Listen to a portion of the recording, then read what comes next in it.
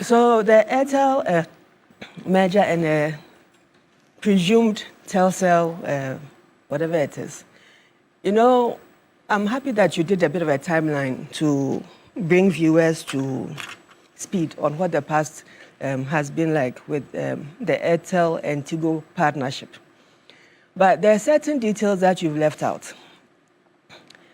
In 2017 to 2018, when Airtel took over Tigo, when they had their partnership, what happened was that partnership was not very successful because not only did the company lose subscribers, they were recording year-on-year debt increases and heavy losses.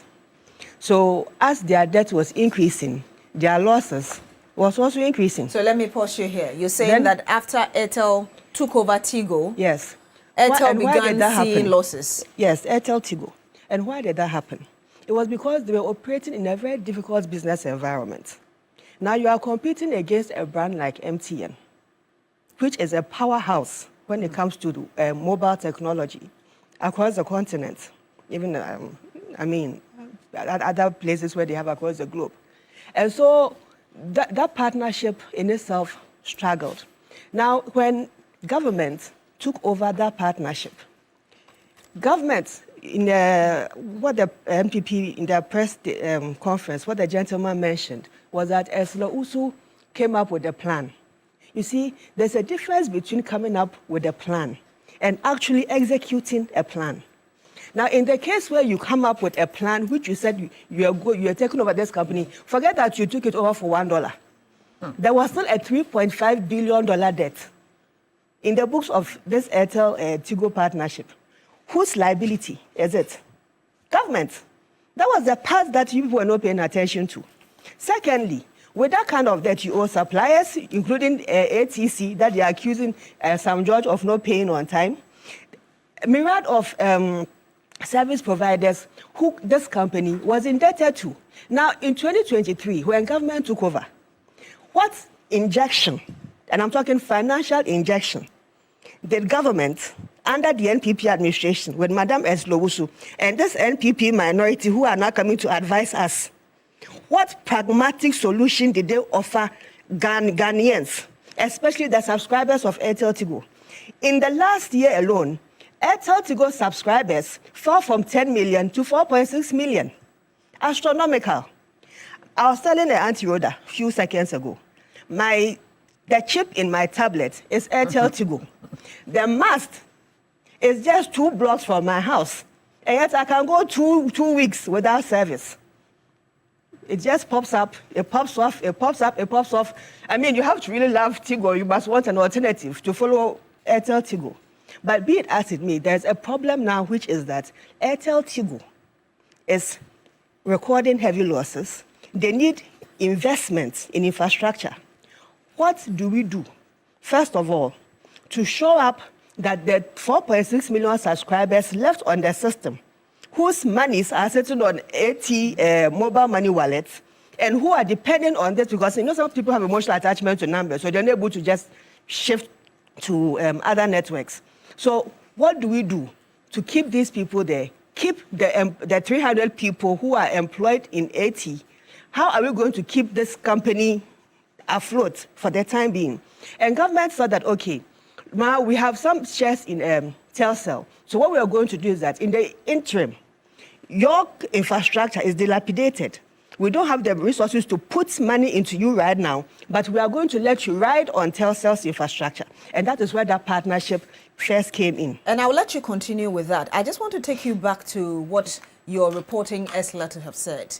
Because in that communication earlier, she claimed that indeed the debt had been forgiven, as it were, with a lot of media houses saying that, and even insisting on her Facebook page that at the time, now Minister for Communications... And then after that, how much did you really put in to invest? Sam George... The company did the investment. Yes, Sam George had said that we're acquiring it for some $25 million. And she came to dismiss that and said that just go and sleep because we acquired this for $1.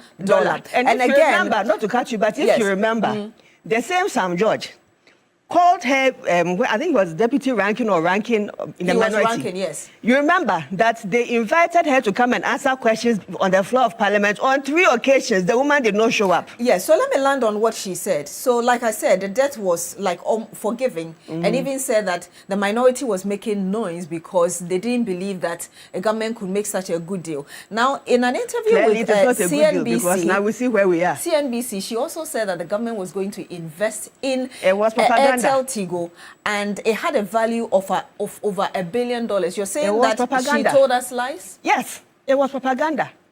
And that is why AirtelTigo is in crisis today. Because if all the things that they were saying they were going to do, if they had done it, we won't have this crisis on our hands. What Sam George explained, that this is like a forced majority takeover. As I've told you, there are subscribers whose lines and whose money is sitting on the fintech side of Airtel that we are trying to protect. There's government investment from the past that we've taken over this company. It's sitting there. So how do we preserve AirtelTigo whilst we look at how do we solve the problem? Now, the proposal with Telecel is not a final proposal.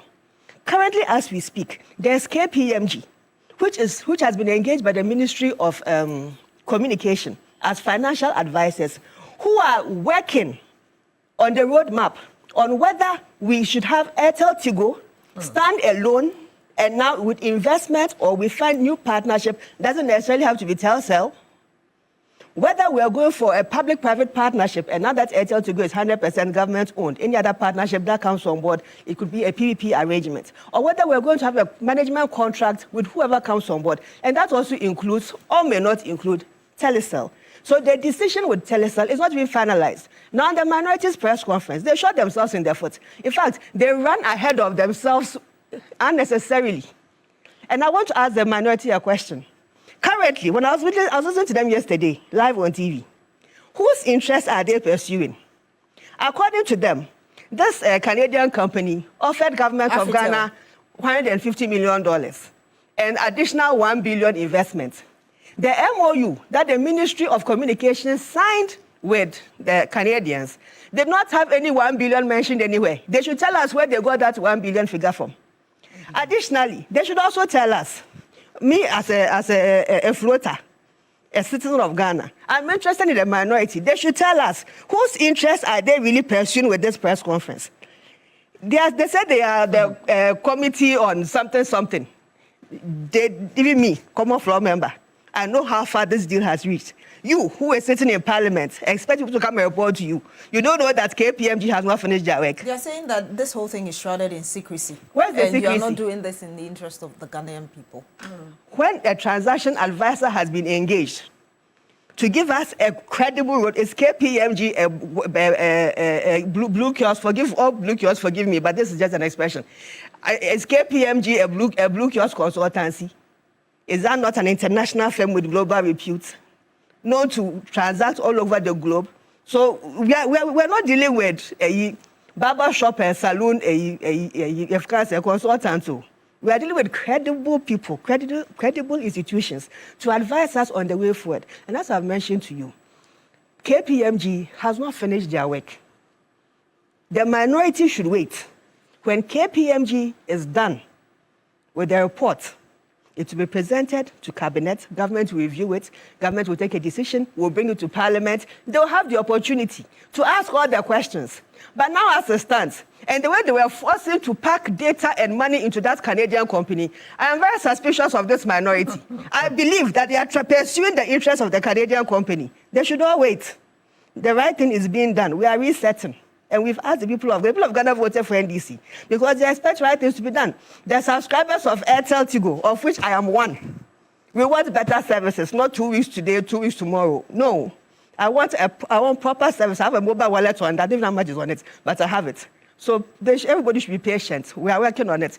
The Ministry of Communication is on top of issues. The right time, the information will be shared, and we'll all know the way forward on this project. Let me take you a little bit back again before I go to Madam Gloria for everybody for some response before I come to you, Madam Ayana. You're claiming that at the time the AirtelTigo deal, the initial one, was signed, the business had a very difficult environment.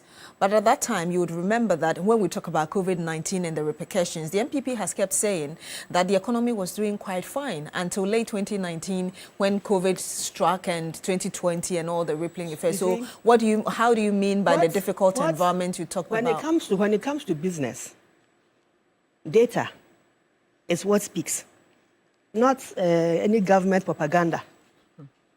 And the data showed that consistently from 2021, this company has been making record losses.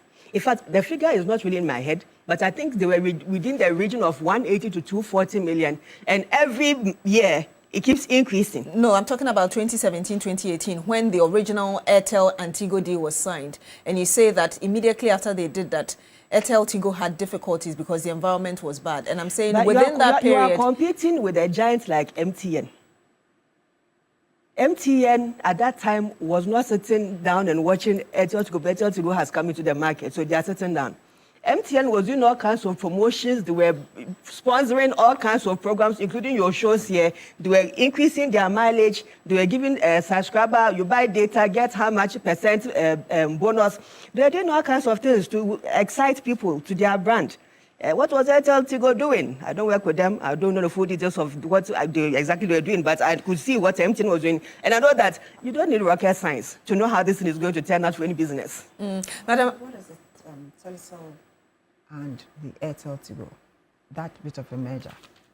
It is not a merger. What is it? What they have now is that Airtel, because as I mentioned to you, because of the lack of investment in Airtel's infrastructure, AT's infrastructure, AT government has now resolved that AT has to ride on Telecel's infrastructure.